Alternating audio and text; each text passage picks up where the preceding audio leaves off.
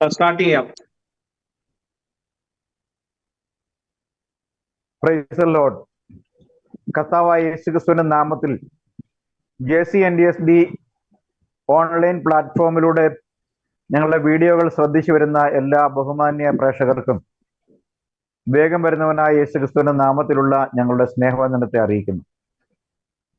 ചില നാളുകളായി മുടങ്ങിപ്പോയിരുന്ന ബൈബിൾ വിഷയങ്ങളെ ആസ്പദമാക്കിയുള്ള ഞങ്ങളുടെ ഡിസ്കഷൻ ഈ ശനിയാഴ്ചയോടുകൂടി ഞങ്ങൾ പുനരാരംഭിക്കുകയാണ്. ബൈബിൾ ദൈവത്തെ വിവക്ഷിക്കുന്നതും നമുക്ക് ചുറ്റുമുള്ള വേർപാട് സഭകൾ ബൈബിൾ അടിസ്ഥാന ഉപദേശമായി തിരഞ്ഞെടുത്തിട്ടുള്ള പെന്തക്കോസ്ത്, ബാപ്റ്റിസ്റ്റ്, ബ്രദറൻ തുടങ്ങിയ മെയിൻ സ്ട്രീം ചർച്ചുകൾ ബൈബിളിലുള്ള വിഷയങ്ങളെ കൈകാര്യം ചെയ്യുന്നതും ബൈബിൾ ആ വിഷയങ്ങളെ എങ്ങനെ കൈകാര്യം ചെയ്യുന്നു എന്നുള്ളതുമാണ് ഞങ്ങളുടെ പ്രസംഗ വിഷയത്തിന്റെ കാതൽ. കുറച്ചുകൂടി വ്യക്തമായിട്ട് പറഞ്ഞാൽ, ദൈവത്തിന്റെ പരിശുദ്ധാത്മാവ്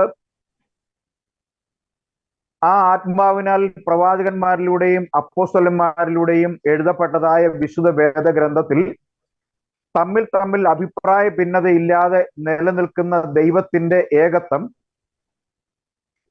ആ ദൈവത്തിന്റെ ത്രിമാന പ്രവർത്തനങ്ങൾ വെളിപ്പെടുന്ന പിതാവ്, പുത്രൻ, പരിശുദ്ധാത്മാവ് എന്നീ വിവിധ നിലകളിൽ ദൈവം മനുഷ്യരക്ഷയോട്, സൃഷ്ടിയോട്, വീണ്ടെടുപ്പിനോട് ബന്ധപ്പെട്ടുള്ള പ്രവൃത്തികളെ വിശുദ്ധ വേദപുസ്തകം എപ്രകാരം ദൈവാത്മാവിനാൽ എഴുതിയിരിക്കുന്നുവോ അതുമായി യാതൊരു ബന്ധമില്ലാത്തതും വിരുദ്ധവുമായ ഉപദേശങ്ങളാണ് മെയിൻ സ്ട്രീം പെന്തക്കോസ്റ്റൽ ചർച്ചുകൾ ഇന്ന് ലോകത്ത് പഠിപ്പിച്ചുകൊണ്ടിരിക്കുന്നത് എന്നൊരു സത്യം നിലനിൽക്കുന്നു.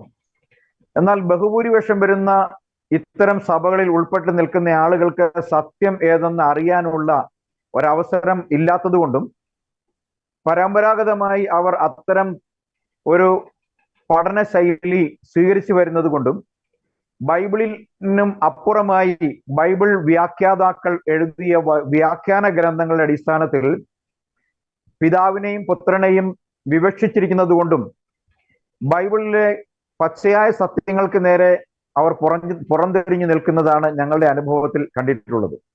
ഇന്ന് രാത്രിയിൽ ദൈവത്തിന്റെ പരിശുദ്ധാത്മാവ് എന്നുള്ള വിഷയത്തെ ആസ്പദമാക്കി ത്രിയേക ദൈവം അല്ലെങ്കിൽ തൃത്വ ദൈവം എന്ന് ദൈവത്തെ മൂന്ന് ആളത്വങ്ങളിൽ, അതായത് നിത്യത മുതൽ, പൂർവ്വനിത്യത മുതൽ അനന്ത നിത്യത വരെയും നിത്യമായി നിലനിൽക്കുന്ന മൂന്ന് വ്യത്യസ്ത വ്യക്തികളായി, നിത്യനായ ദൈവങ്ങളായി,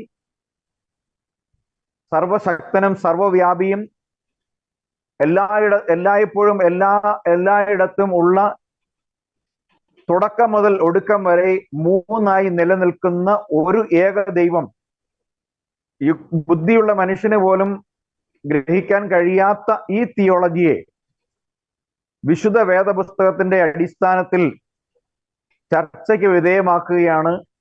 ദൈവത്തിന്റെ പരിശുദ്ധാത്മാവ് എന്താത്മാവാണ്, ആ ആത്മാവ് പിതാവിനോടുള്ള ബന്ധത്തിൽ എങ്ങനെയാണ്, പുത്രനോടുള്ള ബന്ധത്തിൽ ദൈവത്തിന്റെ ആത്മാവ് എങ്ങനെയാണ്, പരിശുദ്ധാത്മാവിന്റെ പേര് എന്താണ്, ഈ മൂന്ന്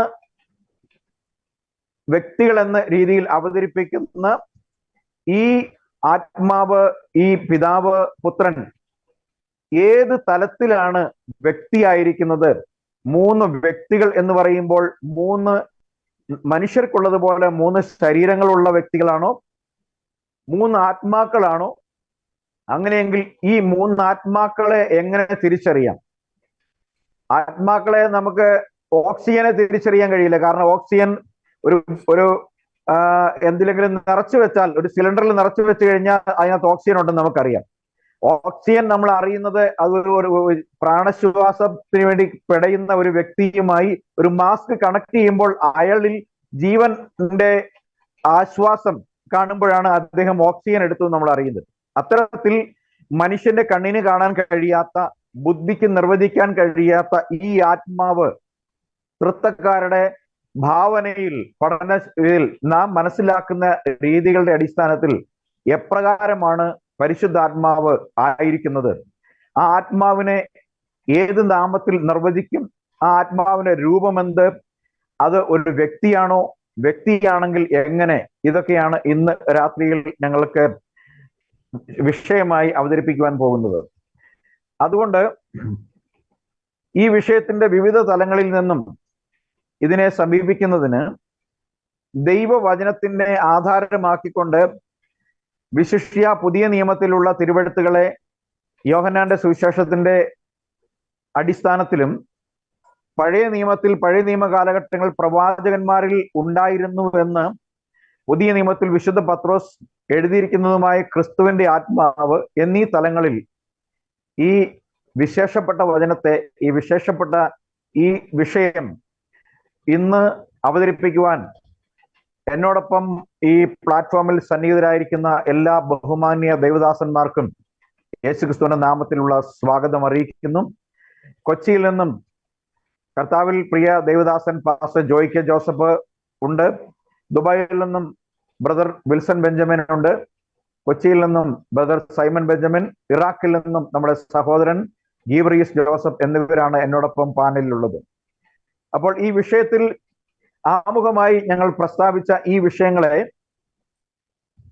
മനസ്സിലാക്കിയിരിക്കുന്ന ഓരോരുത്തർ തിരുവെഴുത്തുകളുടെ അടിസ്ഥാനത്തിൽ മനസ്സിലാക്കിയിരിക്കുന്നതും വിഷയങ്ങളായി മുൻപ് അവതരിപ്പിച്ചിട്ടുള്ളതുമായ കാര്യങ്ങളുടെ അടിസ്ഥാനത്തിൽ ഓരോരുത്തരായി പരിശുദ്ധാത്മാവിനെ സംബന്ധിച്ച് തിരുവെഴുത്തുകളുടെ അടിസ്ഥാനത്തിൽ ഈ സംസാരിച്ച കാര്യത്തിന്റെ ഫ്രെയിമിൽ നിന്നുകൊണ്ട് തൃത്വക്കാരുടെ ആലോചന പ്രകാരം അല്ലെങ്കിൽ അവരുടെ ആശയത്തിന്റെ അടിസ്ഥാനത്തിൽ സംസാരിക്കുവാനായിട്ട് ഞാൻ ഓരോരുത്തരെയും സ്വാഗതം ചെയ്യുകയാണ്. അവർക്ക് ഓരോരുത്തർക്കും ആ വിഷയത്തിൽ ഏതു ഭാഗമാണ് സംസാരിക്കാനുള്ളത് ആ ഭാഗം സംസാരിക്കുന്നതായിരിക്കും ഓരോ ചോദ്യമായിട്ട് അവതരിപ്പിക്കുന്നതിനേക്കാൾ നല്ലതെന്ന് എനിക്ക് തോന്നുന്നു. മാത്രമല്ല, വളരെ ഷോർട്ട് നോട്ടീസിൽ ഇങ്ങനൊരു വിഷയം നമ്മൾ എടുത്തപ്പോൾ ഏത് വിഷയം എടുത്താലും നമുക്ക് വ്യക്തമായി സംസാരിക്കാൻ കഴിയുന്ന ആളുകളാണ് എങ്കിൽ പോലും ചോദ്യങ്ങൾ എന്നുള്ള നിലയിൽ തയ്യാറാക്കിയിട്ടില്ലാത്തത് കൊണ്ട് ഓരോരുത്തർക്കും അവരുടെ വീക്ഷണത്തിൽ നിന്നും ദൈവത്തിന്റെ ദൈവാത്മാവിനെ സംബന്ധിച്ച് നൽകിയിട്ടുള്ള വീക്ഷണത്തിന്റെ അടിസ്ഥാനത്തിൽ തൃത്വക്കാർ ദൈവത്തിന് കൽപ്പിച്ചിട്ടുള്ള ത്രിമാന ശരീരം അല്ലെങ്കിൽ ത്രിമാന വ്യക്തിത്വത്തെ അതിൽ പരിശുദ്ധാത്മാവ് എങ്ങനെ പിതാവിനോടും പുത്രനോടും വ്യാപരിക്കുന്നു എന്നുള്ള വിഷയം സംസാരിക്കുവാൻ വേണ്ടി ആദ്യമായി ഞാൻ ബ്രദർ വിൽസൺ ബെഞ്ചമിനോട് ആ വിഷയത്തെ വിശദീകരിക്കാനായിട്ട് ആവശ്യപ്പെടുകയാണ്. Price the Lord. ഇന്ന് ഇവിടെ സംബന്ധിക്കുന്ന എല്ലാ സഹോദരങ്ങളും കർത്താവായ യേശുക്രിസ്തുവിന്റെ നാമത്തിൽ സ്നേഹവന്ദനങ്ങളെ അറിയിക്കുന്നു. കൂടെ ഞങ്ങളോട് ഈ സമയത്ത് ലൈവിലും പിന്നെ യൂട്യൂബിലും കാണുന്ന എല്ലാ സഹോദരങ്ങൾക്കും പ്രത്യേകിച്ച് ഞങ്ങളുടെ സ്നേഹത്തെ കർത്താവായ യേശുക്രിസ്തുവിന്റെ നാമത്തിൽ അറിയിക്കുന്നു. ഇന്നത്തെ വിഷയം നമ്മൾ പരിശുദ്ധാത്മാവിനെ എങ്ങനെ കാണുന്നു. JCNTSD ഗ്രൂപ്പ്, അതായത് യേശുക്രിസ്തുവിന്റെ പുതിയ നിയമ സുവിശേഷം, അതിൽ പരിശുദ്ധാത്മാവ് എന്ന് പറയുമ്പോൾ നമ്മൾ എങ്ങനെയാണ് അതിനെ കാണുന്നത്? അപ്പോൾ മറ്റ് സഹോദരങ്ങൾ പുതിയ നിയമത്തിൽ നിന്നും സംസാരിക്കാൻ പോകുമ്പോൾ ഞാൻ വിചാരിച്ചു പഴയ നിയമത്തിൽ ഉള്ള കാര്യങ്ങളെ ഒന്ന് സമ്മറൈസ് ചെയ്യാം. അതിനകത്ത് ഞാൻ മേജർലി പറയാൻ ആഗ്രഹിക്കുന്നത്, പഴയ നിയമത്തിൽ പ്രവാചകന്മാര് സകലരും സംസാരിച്ചത് പരിശുദ്ധാത്മാവിൽ കൂടെ തന്നെ ആയിരിക്കണം. എന്തെന്ന് വെച്ച് കഴിഞ്ഞാൽ പരിശുദ്ധാത്മാവിൽ കൂടെ തന്നെയാണ് ദൈവം പൂർണ്ണമായി തൻ്റെ പ്രവാചകന്മാരിൽ കൂടെയും അപ്പോസ്തോലന്മാരിൽ കൂടെയും പ്രവർത്തിച്ചത് എന്ന് വളരെ വ്യക്തമായിട്ട് നമുക്ക് വചനം കാണിച്ചു തരുന്നുണ്ട്. ദൈവത്തിന്റെ പരിശുദ്ധാത്മാവ് അവരുടെ മേൽ വരുമ്പോൾ തന്നെ ആണ് അവര് ആ വചനങ്ങൾ സംസാരിക്കുകയും പ്രവചനം ചെയ്യുകയും സൗഖ്യം നൽകുകയും എല്ലാ വരങ്ങളെയും അവർ പ്രവർത്തിപ്പിക്കുന്നത് പരിശുദ്ധാത്മാവിൽ കൂടെയാണ്. ദൈവത്തെ പഴയ നിയമത്തിൽ യഹോവയുടെ, സൈന്യങ്ങളുടെ യഹോവയായ ദൈവം എന്നാണ് പറയുന്നത്.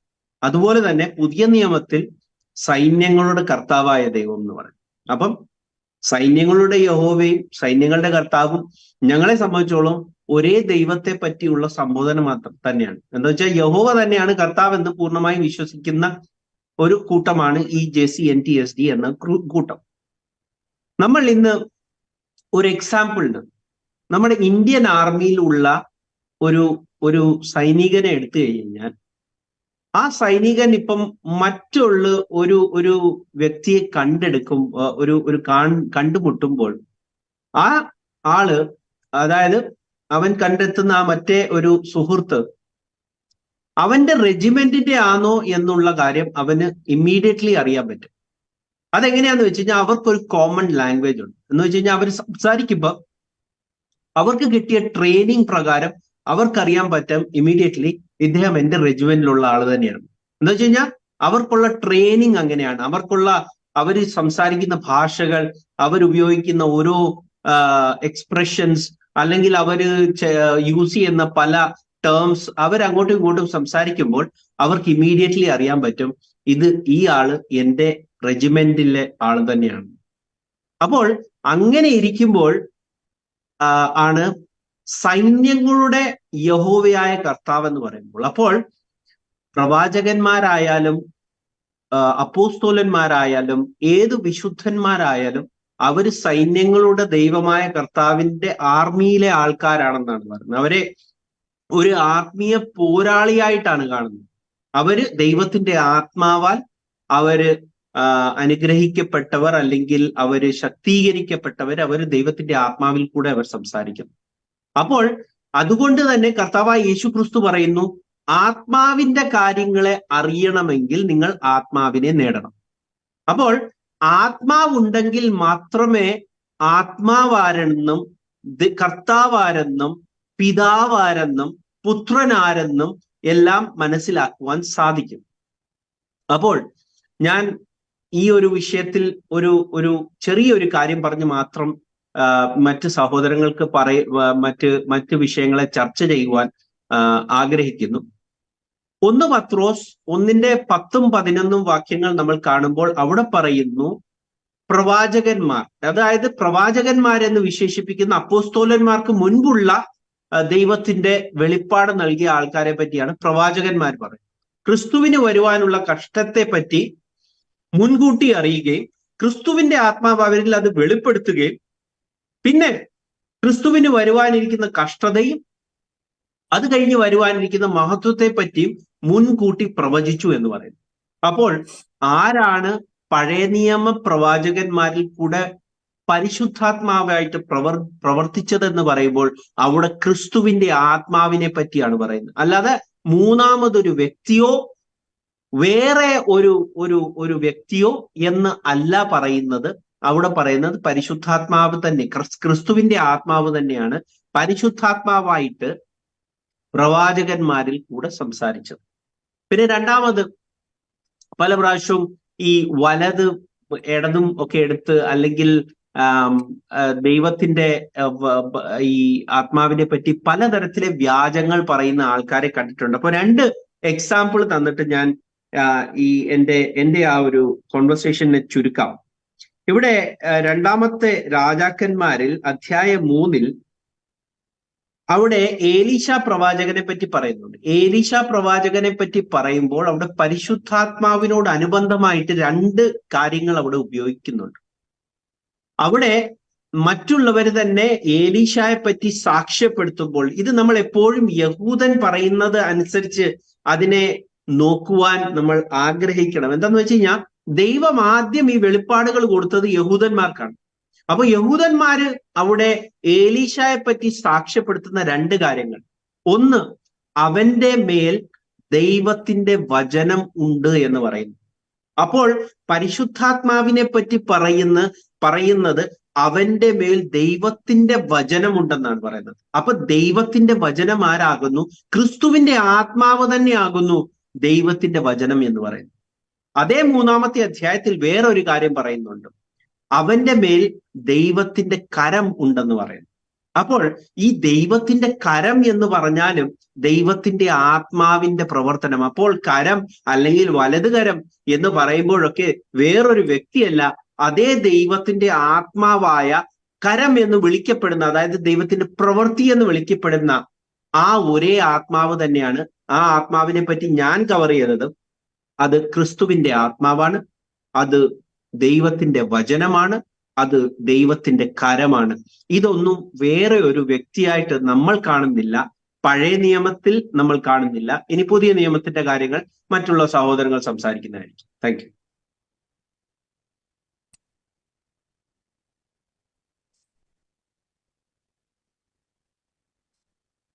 ജോയ് പാസ്റ്റർ.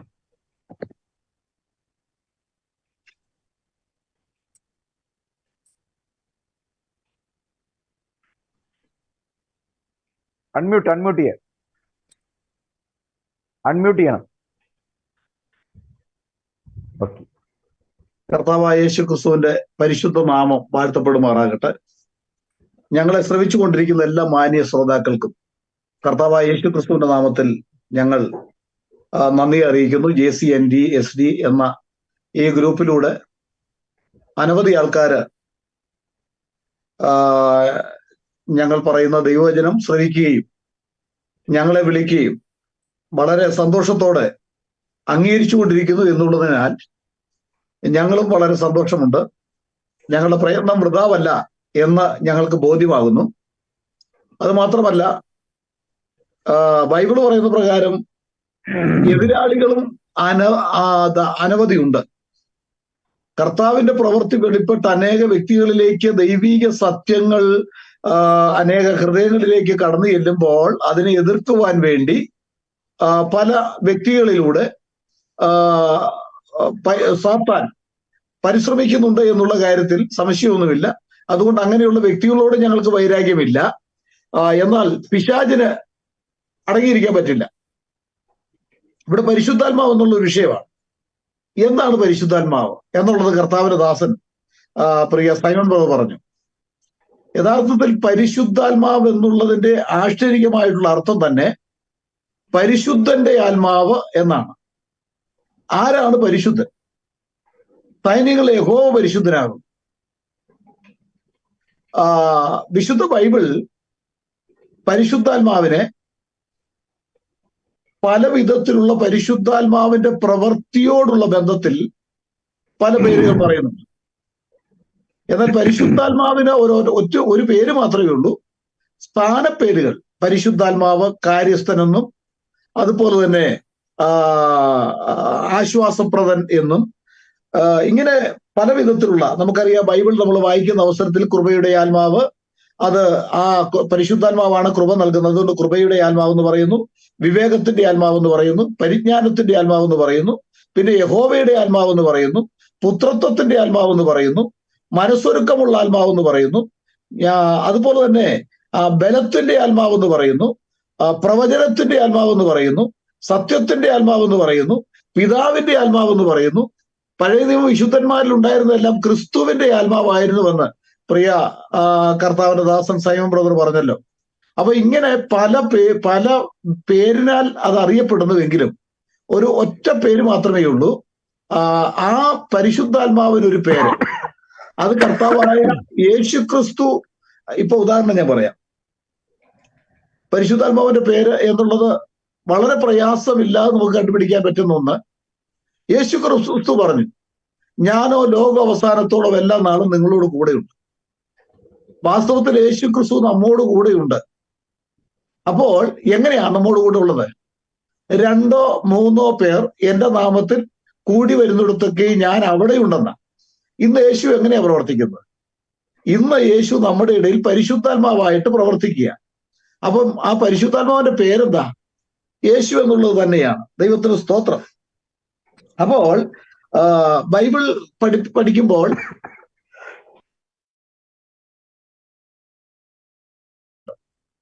ആരാണ് ദൈവം എന്ന് ചോദിക്കുമ്പോൾ ഇസ്രയേലിനോടുള്ള ബന്ധത്തിൽ യഹോവ എന്ന അവിടെ സൂചിപ്പിക്കുന്നത്.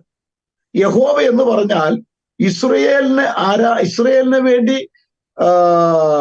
വിടുതലിന് വേണ്ടി വെളിപ്പെട്ട ഒരു നാമമാണ് യഹോവ എന്നുള്ള നാമം. അങ്ങനെ പരിശുദ്ധാത്മാവിനെ കുറിച്ച് ധാരാളം കാര്യങ്ങൾ നമുക്കറിയാം. ഞാൻ മുമ്പ് പറഞ്ഞ പോലെ ആശ്വാസപ്രദൻ, ബലത്തിന്റെ ആത്മാവ്, ജ്ഞാനത്തിന്റെ ആത്മാവ്, കൃപയുടെ ആത്മാവ്, ഇങ്ങനെ ഇത്യാദി അനവധി പേരുകൾ പരിശുദ്ധാത്മാവിനെ കുറിച്ച് പറയുന്നു. പരിശുദ്ധാത്മാവ് ദൈവം ആത്മാവാകുന്നു. അപ്പൊ ഈ ആത്മാവ് ഏതാ? പരിശുദ്ധാത്മാവ് എന്ന് പറയുന്ന മൂന്നാമതൊരാത്മാവ് ഉണ്ടെങ്കിൽ ദൈവം ആത്മാവാകുന്നു എന്ന് പറയുന്നു. ആ ദൈവം ആത്മാവാകുന്നുവെന്ന് പഴയ നിയമം പറയുന്നുണ്ട്. അതുപോലെ തന്നെ യോഹന്നാൻ 4:24 പറയുന്നുണ്ട്. 99 സങ്കീർത്തനം 9 വാക്യത്തിലും ദൈവം ആത്മാവാകുന്നു എന്ന് പറയുന്നു. അപ്പം ദൈവം ആത്മാവാകുന്ന ആ ആത്മാവും പരിശുദ്ധാത്മാവ് എന്ന് പറയുന്ന മറ്റൊരു വ്യക്തിയും ഇതെങ്ങനെ യോജിച്ചു പോകും? അപ്പൊ ആത്മാക്കൾ 3 ആത്മാവ് 1 എന്ന് ദൈവത്തിന്റെ വചനം പറയുന്നു. അപ്പോൾ ദൈവം ആത്മാവാകുന്നു, കർത്താവ് ആത്മാവാകുന്നു, അതുപോലെ തന്നെ ദൈവത്തിന്റെ ആത്മാവ്, കർത്താവിന്റെ ആത്മാവ്, പരിശുദ്ധാത്മാവ് എന്ന് പറയുന്നതെല്ലാം ഒന്ന് തന്നെയാണ്. നമുക്കറിയാം, അപ്പോസ്തല പ്രവൃത്തി നമ്മൾ കാണുമ്പോൾ ഇന്ന സ്ഥലത്ത് സുവിശേഷം അറിയിക്കരുത് എന്ന് പരിശുദ്ധാത്മാവ് വിലക്കിയെന്നാ പറഞ്ഞു. മറ്റൊരു ഭാഗത്ത് പറയുന്നത് യേശുവിന്റെ ആത്മാവ് സമ്മതിച്ചില്ലെന്ന് പറയുന്നു. അപ്പൊ ഈ പരിശുദ്ധാത്മാവും യേശുവിന്റെ ആത്മാവും രണ്ടും രണ്ടല്ല. നമുക്ക് പെന്തക്കോസ്ത് നാളിൽ ദൈവത്തിന്റെ പരിശുദ്ധാത്മാവ് വന്നു. അതിനെക്കുറിച്ച് യോവേൽ എന്താ പറയുന്നത്? അന്ത്യകാലത്ത് സകല ജഡത്തിന്മേലും എന്റെ ആത്മാവിനെ ഞാൻ പകരും എന്ന്, യഹോവയുടെ ആത്മാവിനെ പകരുമെന്നാ പറഞ്ഞത്. അപ്പൊ പെന്തക്കോസ്ത് നാളിൽ പകർന്ന ആത്മാവ് ആരുടെ ആത്മാവാ? യഹോവയുടെ ആത്മാവാ, ആ പരിശുദ്ധാത്മാവാ. അപ്പൊ ആ യഹോവയുടെ ആത്മാവും ഇവിടെ പരിശുദ്ധാത്മാവ്, പെന്തക്കോസ്ത് നാളിൽ പകർന്ന പരിശുദ്ധാത്മാവും രണ്ടാണോ? 41 യെശയ്യാവ് 41:14 വാക്യം വായിക്കുമ്പോൾ അവിടെ ഹോളി 1 എന്നാ പറയുന്നത്. ഹോളി 2 ഇല്ല, ഹോളി 3 ഇല്ല. അപ്പോൾ ദൈവത്തിന്റെ ആത്മാവ്, യഹോവയുടെ ആത്മാവ്, കർത്താവിന്റെ ആത്മാവ്, ക്രിസ്തുവിന്റെ ആത്മാവ്, പരിശുദ്ധാത്മാവ്, യേശുവിന്റെ ആത്മാവ്, ഇതെല്ലാം ഒരേ കാര്യങ്ങളാണ്. യഹോവയുടെ ആത്മാവ് എന്ന് പറയുമ്പോൾ യഹോവ, നമുക്കറിയാം, ഇസ്രയേലിന്റെ വിടുതലിനോടുള്ള ബന്ധത്തിലാ യഹോവ എന്നുള്ള നാമം വെളിപ്പെടുന്നത്. അപ്പൊ യഹോവയുടെ ആത്മാവ് എന്ന് പറഞ്ഞാൽ ഇസ്രയേലിനോടുള്ള ഉടമ്പടിയുടെ ഒരു ഇസ്രയേലുമായിട്ട് ഉടമ്പടി ചെയ്യുമ്പോഴാണ് യഹോവയുടെ ആത്മാവ് എന്ന് പറയുന്നത്. ദൈവത്തിന്റെ ആത്മാവെന്ന് പറയുമ്പോൾ സകലരെയും അത് ഉദ്ദേശിക്കുകയാണ്. എല്ലാം പ്രവർത്തിക്കുന്ന ഒരാത്മാവിന്റെ പ്രവൃത്തി തന്നെ എന്ന് വിശുദ്ധ ബൈബിൾ ആവർത്തിച്ച് പറയുന്നുണ്ട്. ദൈവത്തിന് സ്തോത്രം. അതുകൊണ്ട് പ്രിയ സ്നേഹിതരെ, ദൈവം ആത്മാവാകുന്നു. ദൈവം ആരാകുന്നു എന്നുള്ളതിന് ദൈവം ആത്മാവാകുന്നു.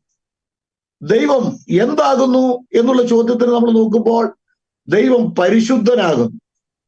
ആരാകുന്നു എന്നുള്ളതും പരിശുദ്ധനാകുന്നു. ദൈവം പരിശുദ്ധനാകുന്നു. ഏകപരിശുദ്ധനേ ഉള്ളൂ. കർത്താവായ യേശു ഏകപരിശുദ്ധൻ എന്ന് വെളിപ്പാട് പുസ്തകം പറയുമ്പോൾ ആ ഏകപരിശുദ്ധൻ യഹോവയാണെന്ന് സങ്കീർത്തനത്തിലും യെശയ്യാപ്രവചനത്തിനും ഹോളി 1 തന്നെ പറയും. അപ്പോ തൃത്വം എന്ന് പറയുന്ന ബാബിലോണിയ ദുരുപദേശം ഇന്ന് ജനങ്ങളിലേക്ക് കടന്നു വന്നതിന്റെ പരിണിത ഫലമായിട്ട് സത്യോപദേശത്തെ ദുഷിപ്പിക്കുന്ന, സത്യോപദേശത്തെ അത് വളരെയധികം വികൃതമാക്കി കാട്ടുന്ന ഒരു വലിയ പ്രവൃത്തി ഇന്ന് നടന്നുകൊണ്ടിരിക്കുകയാണ്. അന്ത്യകാലമാണ്. അതുകൊണ്ട് അങ്ങനെയുള്ള പ്രവൃത്തികൾ ശക്തമായിട്ട് നടന്നുകൊണ്ടിരിക്കുകയാണ്. അപ്പോ യഥാർത്ഥത്തിൽ തന്റെ ഭക്തന്മാരെ, പഴയ നിയമ ഭക്തന്മാരെ ഉണ്ടായിരുന്ന ആത്മാവ് ക്രിസ്തുവിന്റെ ആത്മാവായിരുന്നു എന്ന് പറയുന്നു. ക്രിസ്തുവിന്റെ ആത്മാവ് എന്ന് പറഞ്ഞാലും, പരിശുദ്ധാത്മാവ് എന്ന് പറഞ്ഞാലും, യേശുവിന്റെ ആത്മാവ് എന്ന് പറഞ്ഞാലും, യഹോവയുടെ ആത്മാവ് എന്ന് പറഞ്ഞാലും, ദൈവത്തിന്റെ ആത്മാവ് എന്ന് പറഞ്ഞാലും, ആശ്വാസപ്രദൻ എന്ന് പറഞ്ഞാലും, ആ കാര്യസ്ഥൻ എന്ന് പറഞ്ഞാലും, അഡ്വക്കറ്റ് എന്ന് പറഞ്ഞാലും, എല്ലാം ഒരേ ആത്മാവിനെ, ഓരോ പ്രവൃത്തി വരുമ്പോൾ ആ പ്രവൃത്തിയോടുള്ള ബന്ധത്തിൽ അതിന്റെ ഭാഷാ ശൈലിക്ക് മാറ്റം ഉണ്ടാകുന്നുവെങ്കിലും ഒരേ ആത്മാവിന്റെ ഒരേ പ്രവർത്തനത്തെ 2, 3, 4 ആക്കി വെട്ടിമുറിക്കാനായിട്ട് പറ്റില്ല. അതുകൊണ്ടാണ് ദൈവത്തിന്റെ ആത്മാവ് തന്നെയാണ്. അന്ത്യകാലത്ത് സകല ജഡത്തിന്മേലും എന്റെ ആത്മാവിനെ പകരുമെന്ന് ദൈവത്തിന്റെ പരിശുദ്ധാത്മാവ് പകരുമെന്ന ആ പകർച്ചയാണ് പെന്തക്കോസ്ത് നാളിൽ ഉണ്ടായത്. പെന്തക്കോസ്ത് നാളിൽ പകർന്ന ആത്മാവും അതുപോലെ തന്നെ ദൈവത്തിന്റെ ആത്മാവും, യഹോവയുടെ ആത്മാവും, ക്രിസ്തുവിന്റെ ആത്മാവും, യേശുവിന്റെ ആത്മാവും ഒന്നാണെന്ന് ഈ അന്ത്യകാലത്ത് ഞങ്ങളുടെ മാന്യ സ്നേഹിതരെ നിങ്ങൾ ഗ്രഹിക്കണം എന്ന് സൂചിപ്പിച്ചുകൊണ്ട് കൂടുതൽ ഇതിനെക്കുറിച്ച് അറിയുവാൻ താല്പര്യമുള്ളവർ നിങ്ങൾ മാന്യമായിട്ട് ഉള്ള കമന്റ്, ഒരു പരിഹാസ വിഷയമല്ല, പരിശുദ്ധാത്മാവിനെ പരിഹസിക്കാൻ പാടില്ല, മാന്യമായിട്ടുള്ള ചോദ്യങ്ങൾ ചോദിച്ചാൽ ഞങ്ങൾ അതിന് മറുപടി നൽകുന്നതായിരിക്കും. ദൈവമായ കർത്താവ് അനുഗ്രഹിക്കട്ടെ.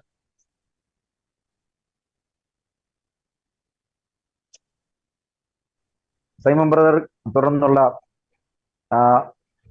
പരിശുദ്ധാത്മാവിനെ സംബന്ധിച്ച് അത് പിതാവുമായിട്ടും പുത്രനുമായിട്ടുള്ള ബന്ധത്തെക്കുറിച്ച് തുടർന്ന് സംസാരിക്കുന്നതായിരിക്കും.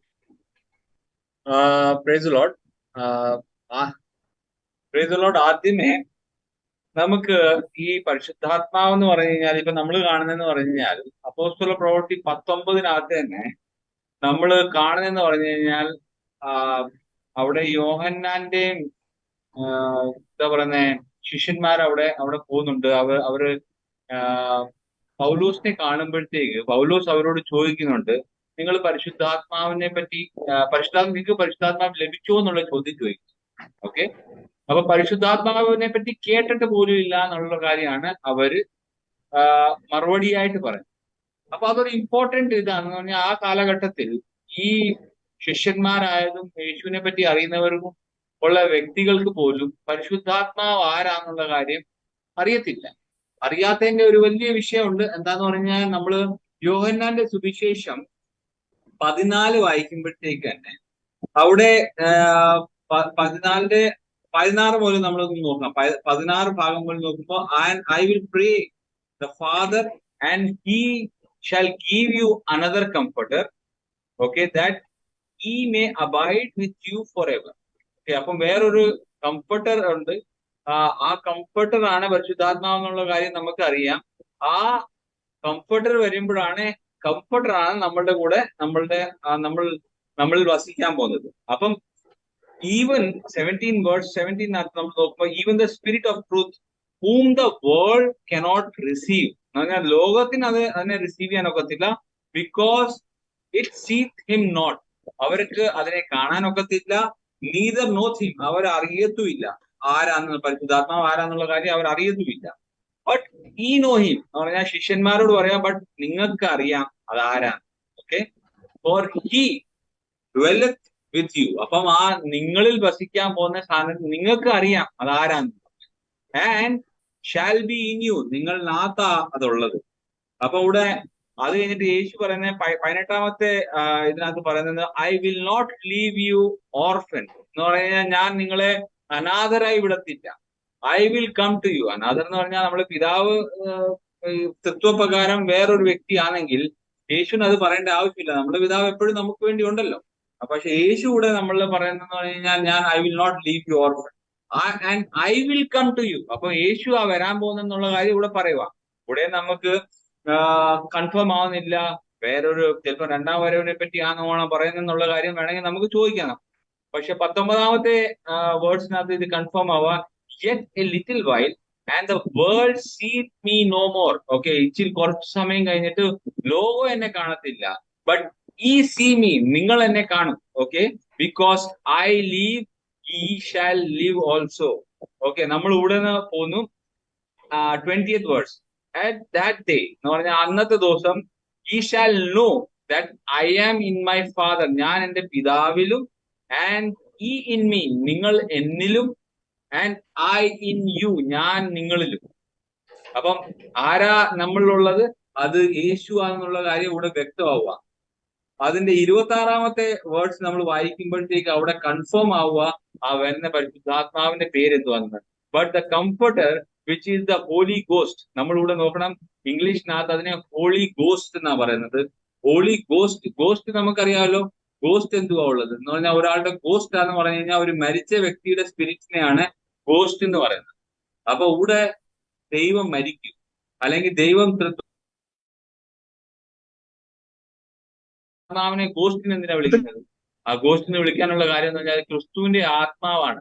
ക്രിസ്തുവിന്റെ ആത്മാവായോണ്ടാണ് അതിനെ ഗോസ്റ്റ് എന്ന് പറഞ്ഞു കഴിഞ്ഞാൽ ഈ ശരീരത്തിൽ ജഡത്തിൽ യേശു മരിച്ചായിരുന്നല്ലോ, അതുകൊണ്ട് ആ ആത്മാവിനെയാണ് ഗോസ്റ്റ് എന്ന് വിളിക്കുന്നത്. അതുകൊണ്ട് ആ ഹോലി ഗോസ്റ്റിന് ഇംഗ്ലീഷ് ബൈബിളിനകത്ത് അഡ്രസ് ചെയ്തേക്കുന്നത്. whom the father will send in my name, എന്റെ നാമത്തിൽ ആ പരിശുദ്ധാത്മാവ് വരാൻ പോകും. ഇവിടെ ഞാൻ ഇവിടെ വിടുക. അത് കഴിഞ്ഞിട്ട് നമ്മൾ നോക്കേണ്ടതെന്ന് പറഞ്ഞാൽ ഇവിടെ ഒരു വർഷം കൂടെ പഴയ നിയമത്തിനകത്തുനിന്ന് 2 സാക്ഷികൾ വേണമല്ലോ. ഇപ്പം ഇവിടെ പരിശുദ്ധാത്മാവിന്റെ പേര് യേശു ക്രിസ്തു ആണെന്നുള്ള കാര്യം പറഞ്ഞു. ഇനി നമ്മൾ ഐസയ 9:6 പുത്രന്റെ കാര്യം പറയുന്നുണ്ട്. നമുക്കൊരു നമ്മൾ ഐസയ 9:6 വായിക്കാം. For unto us a child is born, നമുക്കൊരു പുത്രനെ നൽകപ്പെട്ടു, നമുക്കൊരു unto us a son is given and the government shall be upon his shoulder. Okay, ഇവിടെ നമ്മൾ ഇനി നോക്കേണ്ടത് ആൻഡ് ഹിസ് നെയിം. ആ പുത്രന്റെ നെയിം എന്തുവാന്ന് നമുക്കറിയാം, യേശു. ആ യേശു എന്താ പറയുന്നത്, his name shall be called wonderful counsellor. ഇവിടെ വണ്ടർഫുൾ കൗൺസിലറിനെ അഡ്രസ് ചെയ്തേക്കുന്നത് ആ പുത്രന്റെ നെയിം തന്നെയാണ് ഈ വണ്ടർഫുൾ കൗൺസിലർ എന്നുള്ള കാര്യം ഇവിടെ രണ്ടാമത്തെ സാക്ഷ്യപ്രകാരവും വ്യക്തമാവുക. നമ്മൾ ഇവിടെ ഒരു കാര്യം മനസ്സിലാക്കേണ്ടതെന്ന് പറഞ്ഞു കഴിഞ്ഞാൽ, അപ്പൊ നമുക്ക് പരിശുദ്ധാത്മാവ് ആരാന്നുള്ള കാര്യം നമുക്ക് വ്യക്തമായി. അത് വേറൊരു വചനം കൂടെ ഞാൻ കാണിച്ചു തരാം. അത് റോമൻസ് 8:9 നമ്മൾ വായിക്കുമ്പോഴത്തേക്ക്, ബട്ട് ഈ ആർ ഇൻ ഫ്ലെഷ്, ഈ ആർ നോട്ട് ഇൻ ഫ്ലെഷ്. അപ്പൊ നിങ്ങൾ ഇനി ജഡത്തിലല്ല. ആർക്ക് വേണ്ടിയായി സംസാരിക്കുന്നതെന്ന് പറഞ്ഞാൽ യേശുക്രിസ്തുവിന്റെ നാമത്തിൽ സ്നാനപ്പെട്ടവരുടെ കാര്യം പറയുന്നത്, ബട്ട് ഇൻ ദ സ്പിരിറ്റ്. അപ്പൊ നമ്മൾ ആത്മാവാൽ, ശരീരത്താൽ നമ്മൾ എന്താ പറയുക, റീബോൺ ആയി നമ്മൾ ആത്മാവാൽ വീണ്ടും ജനിച്ചവരുടെ കാര്യം പറയുന്നത്. If so be that the spirit of God dwell in you. അങ്ങനെ ആണെങ്കിൽ നിങ്ങൾ ദൈവത്തിന്റെ ആത്മാവ് നിങ്ങൾ വസിക്കുമെന്നാ പറഞ്ഞേക്കുന്നത്. ഇവിടെ ദൈവത്തിന്റെ ആത്മാവ്. നമ്മൾ അത് കഴിഞ്ഞിട്ട് അടുത്ത ഇതും കൊണ്ട് നോക്കുമ്പോഴത്തേക്ക്, now if any man have not the spirit of Christ. അപ്പം ഇവിടെ പറഞ്ഞ ദൈവത്തിന്റെ ആത്മാവും ഇവിടെ പറഞ്ഞ spirit of Christ is none of his എന്ന് പറഞ്ഞു കഴിഞ്ഞാൽ, ദൈവത്തിന്റെ ആത്മാവും ക്രിസ്തുവിന്റെ ആത്മാവും പരിശുദ്ധാത്മാവും ഇത് ഒരേ ആത്മാവാണെന്നുള്ള കാര്യം നമ്മൾ എഫിഷ്യൻ നോക്കുമ്പോഴത്തേക്ക് 1 സ്പിരിറ്റ്, എഫിഷ്യൻസ് 4:4-6 നമ്മൾ നോക്കുമ്പോഴത്തേക്ക് 1 ഗോഡ് 1 ലോർഡ്. നമ്മൾ നോക്കുന്നതെന്ന് പറഞ്ഞാൽ 1 ബോഡി 1 സ്പിരിറ്റ് എന്ന് പറയുന്ന ആ സെയിം സ്പിരിറ്റ് എന്നാന്നുള്ള കാര്യം നമുക്ക് വ്യക്തമാക്കാം. അതുമല്ല, നമ്മൾ തൃത്വത്തിന്റെ പ്രകാരം ഒന്ന് ചിന്തിച്ചാൽ മാത്രം മതി. ഇപ്പം യേശുവും പിതാവും പരിശുദ്ധാത്മാവും ഒരു 3 വ്യക്തികളാണെങ്കിൽ, അതുമല്ല തൃത്വപ്രകാരം അത് കോ ഇറ്റർണലാണ്. അപ്പൊ കോ ഇറ്റർണൽ എന്ന് പറഞ്ഞു കഴിഞ്ഞാൽ അവർ ആദ്യം പോലെ ഉണ്ടായിരുന്ന ഒരേപോലെ സമയത്ത് ഉണ്ടായ, യേശു അങ്ങനെ പറഞ്ഞല്ലോ, ഞാൻ ആദ്യനും അന്ത്യനും ആവുന്നെന്ന് പറയുന്നു. അപ്പൊ ആദ്യൻ എന്ന് പറഞ്ഞു കഴിഞ്ഞാൽ യേശു തന്നെ ആണെന്നുള്ള കാര്യം യേശു തന്നെ സ്വന്തം ഭാഗം കൊണ്ട് പറയുന്നു. അപ്പം യേശു ആദ്യനാണെങ്കിൽ യേശുവിന് പിന്നെ വേറെ പിതാവ് ഉണ്ടാവും. യേശുവിന്റെ മുമ്പേ യേശു എങ്ങനെ പുത്രനായി തീരുന്നത് എന്ന് പറഞ്ഞാൽ, പുത്രനാണെങ്കിൽ പിതാവ് നമ്മളെക്കാളും മുമ്പേ ഉണ്ടോണ്ടല്ലേ നമ്മൾ ഫാദർ എന്ന് വിളിക്കുന്നതും. അതുമല്ല, പുത്രൻ പിന്നല്ലേ വന്നേക്കുന്നത്. പിതാവിന്റെ മുമ്പേ എന്തായാലും പുത്രനില്ല. അപ്പൊ യേശു ഒന്നാമനാവാൻ സാധ്യതയില്ല. അതുകൊണ്ട് തൃത്വത്തിൽ അതിനെ രണ്ടാമനാക്കുകയും പരിശുദ്ധാത്മാവിനെ മൂന്നാമനാക്കുമ്പോഴത്തേക്ക് ഈ പരിശുദ്ധാത്മാവ് പിതാവും തമ്മിലുള്ള ബന്ധമില്ല. ഇപ്പൊ ഒരാള് പുത്രനായി, അപ്പം പരിശുദ്ധാത്മാവ് മൂന്നാമത്തെ വ്യക്തിയാണെങ്കിൽ അതിന്റെ പിതാവ് എന്താ പറയുന്നേ, ദൈവം തന്നെയല്ലേ എന്ന് പറഞ്ഞാൽ പിതാവ് തന്നെയല്ലേ. അപ്പം പരിശുദ്ധാത്മാവും പിതാവും തമ്മിലുള്ള ബന്ധവും പിതാവും പുത്രനും തമ്മിൽ ഉള്ളതാണ്. അതുമല്ല, പരിശുദ്ധാത്മാവെന്ന് പറയുമ്പം പിതാവ് ആത്മാവല്ലയോ, പിതാവ് പരിശുദ്ധനല്ലയോ, യേശു പരിശുദ്ധനല്ലയോ, യേശു ആത്മാവല്ലയോ.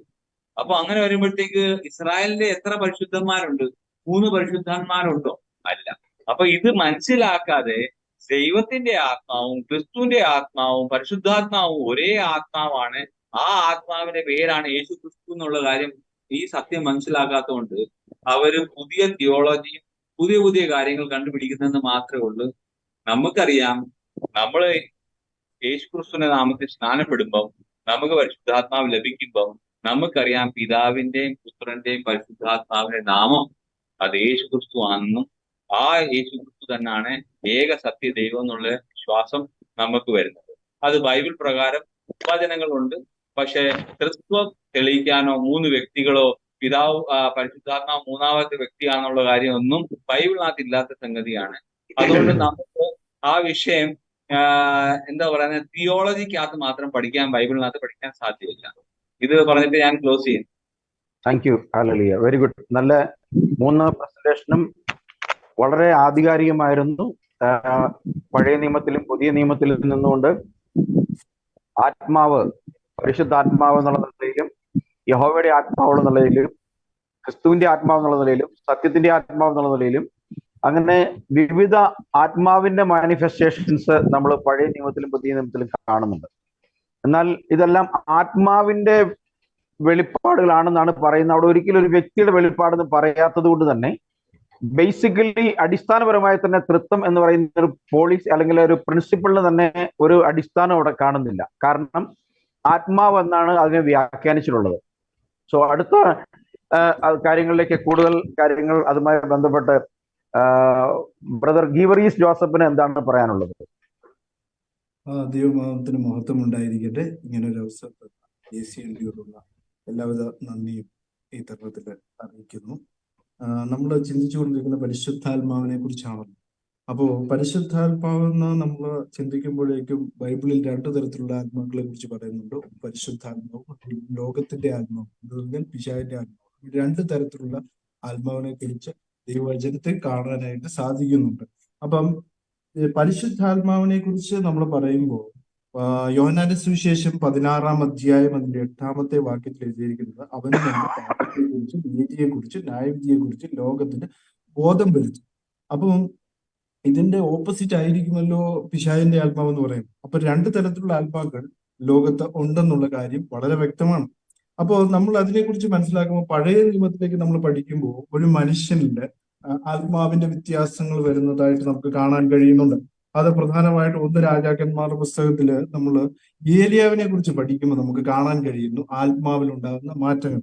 കാരണം ദൈവത്തിന്റെ ആത്മാവ് പഴയ നിയമത്തിൽ എന്താണ് ഒരു മനുഷ്യൻ നിന്ന് വിട്ടുപോകുന്ന കാഴ്ച നമുക്ക് കാണാം. എപ്പോഴും അവർ തുടരെ നിൽക്കുന്നില്ല എന്നൊരവസ്ഥ നമുക്ക് കാണാൻ കഴിയുന്നുണ്ട്.